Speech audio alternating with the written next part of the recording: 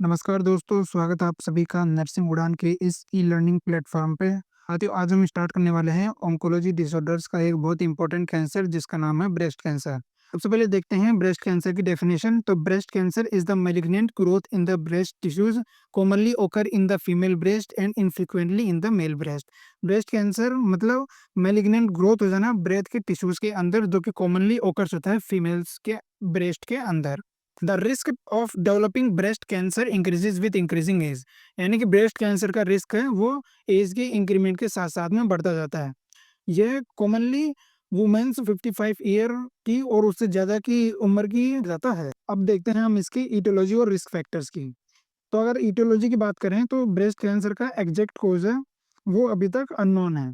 साथ ही किस प्रकार से ब्रेस्ट कैंसर है वो फैल सकता है, जैसे कि कुछ रिस्क फैक्टर्स दिए गए हैं। Genders more common in womens, यानी कि वुमेन्स के अंदर यह मोस्ट कॉमन है।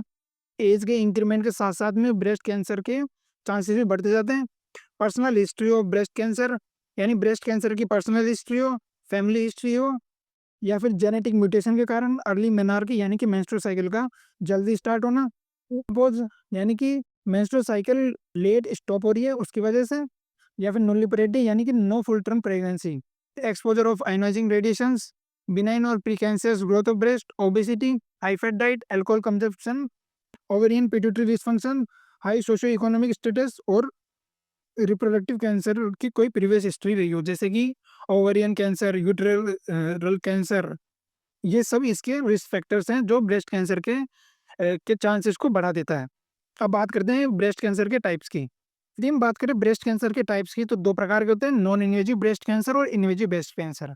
नॉन इन्वेजिव ब्रेस्ट कैंसर वो कैंसर होते हैं जिसके अंदर जो कैंसरस सेल है, किसी पर्टिकुलर एरिया में ब्रेस्ट के अगर डेवलप हो गई तो वहाँ से वह सराउंडिंग एरिया के अंदर नहीं फैलती है। और इन्वेजिव ब्रेस्ट कैंसर का मतलब होता है कि जहाँ से कैंसरस सेल की जो ओरिजिनल प्लेस है वहाँ से बढ़कर, वहाँ से निकलकर वह जो सराउंडिंग टिश्यूज़ होते हैं ब्रेस्ट के उसके अंदर फैल जाती है।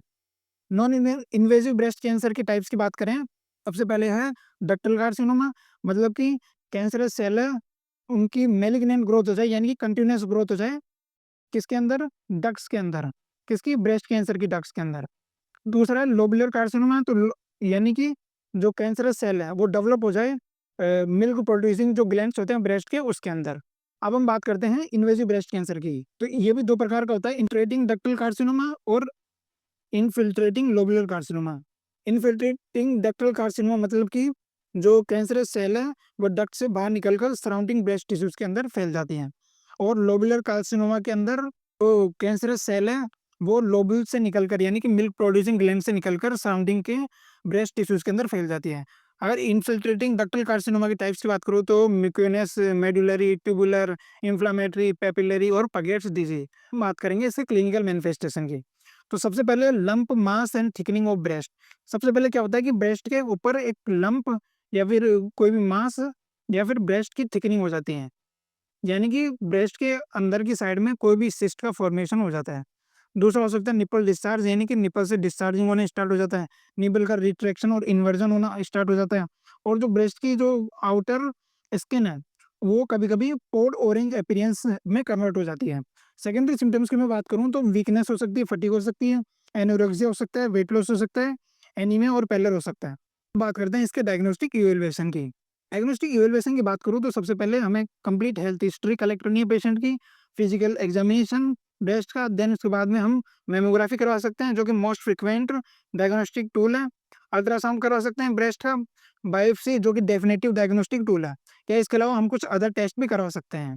अदर टेस्ट में सबसे पहले है जेनेटिक टेस्टिंग करवा सकते हैं जिसमें BRCA जीन टेस्ट होता है। ट्यूमर मार्कर स्टडीज जैसे कि CEA, CA 153, CT स्कैन और MRI करवा सकते हैं ब्रेस्ट कैंसर के स्टेज को डिटरमाइन करने के लिए। और बोन स्कैन और लिवर स्कैन टेस्ट करा सकते हैं ताकि डिजीज की मेटास्टेसिस को जानने के लिए। अब हम बात करते हैं ब्रेस्ट सेल्फ एग्जामिनेशन की, जो कि 2 प्रकार से होता है, बाय लुकिंग आँखों से देखकर, बाय टचिंग ब्रेस्ट को टच करके, और व्हाइल लाइंग डाउन। अब हम बात कर लेते हैं ब्रेस्ट कैंसर के स्टेजेस के। तो स्टेज फर्स्ट के अंदर क्या होगा कि जो ट्यूमर की साइज है वो लेस देन 2 सेंटीमीटर रहेगी और इसके अंदर किसी भी लिम्फ नोड और मेटास्टेसिस का इन्वॉल्वमेंट नहीं होगा। स्टेज सेकंड के अंदर क्या होगा कि ट्यूमर की साइज है वो इंक्रीज हो जाएगी 2 से 5 सेंटीमीटर तक, और साथ में 1 से लेकर 3 तक जो एक्सिलरी लिम्फ नोड्स हैं और इंटरनली मेमोरी लिम्फ नोड्स हैं उनका इन्वॉल्वमेंट हो जाएगा, लेकिन मेटास्टेसिस ओकर नहीं होगी। स्टेज थर्ड ए और बी के अंदर क्या होगा कि जो ट्यूमर साइज है वो 5 सेंटीमीटर से ज़्यादा हो जाएगी और चेस्ट वाल और स्किन का है वो एक्सटेंशन हो जाएगा डायरेक्टली, और इसके अंदर एक्सटर्नल लिम्फ नोड 4 से लेकर 9 तक और इंटरनली मेमोरी लिम्फ नोड्स है उनका इन्वॉल्वमेंट होगा, लेकिन मेटास्टेसिस ओकर नहीं होगा। स्टेज थर्ड के अंदर क्या होगा कि जो ट्यूमर किसी भी प्रकार का हो सकता है और जो इंटरनली मेमोरी और सुप्रा क्लेविकल लिम्फ नोड्स है उनका इन्वॉल्वमेंट 10 और उससे ज़्यादा का हो सकता है, लेकिन मेटास्टेसिस अभी भी ओकर नहीं होगा। स्टेज 4 के अंदर ट्यूमर किसी भी प्रकार का हो, लिम्फ नोड्स कितने इन्वॉल्वमेंट हो, साथ के अंदर इसमें मेटास्टेसिस प्रेजेंट हो गई, यानी कि मेटास्टेसिस का ऑक्योर यहाँ हो जाएगा। हम बात करते हैं ब्रेस्ट कैंसर के मैनेजमेंट की। ब्रेस्ट कैंसर का मैनेजमेंट 2 प्रकार से हम कर सकते हैं। सबसे पहले मेडिकल मैनेजमेंट और दूसरा है सर्जिकल मैनेजमेंट। मेडिकल मैनेजमेंट में हम कीमोथेरेपी, रेडिएशन थेरेपी या कुछ टारगेट थेरेपी के द्वारा थेरेपीज़ प्रोवाइड कर सकते हैं, और सर्जिकल मैनेजमेंट के अंदर हम ब्रेस्ट के मैलिग्नेंट पार्ट का अंदर कैंसरस सेल की ग्रोथ हुई है उसको हम रिमूव कर सकते हैं। इसके अंदर सबसे पहले आता है लंपेक्टोमी। लंपेक्टोमी के अंदर हम क्या करते हैं, लंप होता है यानी कि मास रीजन होता है, या फिर कहें एक सिस्ट फॉर्मेशन हो जाता है ब्रेस्ट के अंदर, हम उसे रिमूव कर देते हैं सर्जिकली। अब हम बात करते हैं quadrantectomy. Tumour increased in size but growth is localised, surgical removal of quadrant of the breast in which tumour is present called quadrantectomy. इसके अंदर हम क्या करते हैं, जो ब्रेस्ट के क्वाड्रेंट्स होते हैं उन्हें सर्जिकली रिमूव कर देते हैं। नंबर 3 पर है एक्सिलरी नोड डिसेक्शन, जिसके अंदर हम क्या करते हैं, जो एक्सिलरी नोड्स हैं जो ब्रेस्ट के जिस साइड पे कैंसर हुआ है उस साइड के लिम्फ नोड्स को हम सर्जिकली रिमूव कर देते हैं। जिसके अंदर सेंटिनल लिम्फ नोड है उसका डिसेक्शन करते हैं और उसे एग्जामिन करते हैं।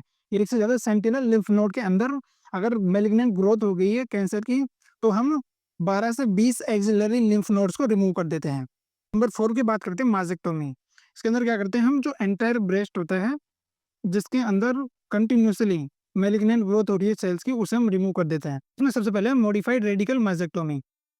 इसके अंदर हम क्या करते हैं, जो ब्रेस्ट टिश्यूज और एक्सिलरी लिम्फ नोड्स हैं उनको रिमूव कर देते हैं। रेडिकल मेसेक्टोमी होती है, सिंपल रेडिकल मेसेक्टोमी, उसके अंदर हम पेक्टोरलिस मेजर और पेक्टोरलिस माइनर को रिमूव करते हैं। लेकिन मॉडिफाइड रेडिकल मेसेक्टोमी के अंदर हम पेक्टोरलिस मसल्स होती है उन्हें प्रिजर्व करके रखते हैं। देन स्टैंडर्ड रेडिकल मेसेक्टोमी में क्या करते हैं कि this surgery involves removal of involved breast axillary lymph nodes, removal of local lesions and axillary nodes with a wide safety margins of surrounding tissues।